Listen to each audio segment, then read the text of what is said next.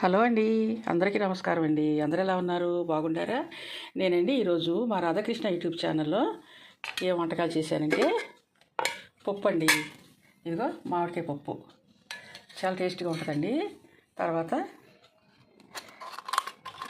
పెరుగండి, మామిడికాయ పప్పు, పెరుగు, టమాటా పచ్చడి, ఇవేమో ఈ సపోటాలు మా బాబు తీసుకొచ్చాడు. సపోటాలు, గోంగూర పచ్చడి, తినడానికి పళ్ళెం, మంచినీళ్ళు, రైస్ అండి, అన్నం కుక్కర్లోంచి తీసుకొచ్చాను ఇప్పుడే. అంటే ఇది పెట్టేసి ఇందులో వండేశాను అనమాట. మంచినీళ్ళు అండి, మంచినీళ్ళు, మరి ఇదిగోండి పళ్ళెం తినడానికి.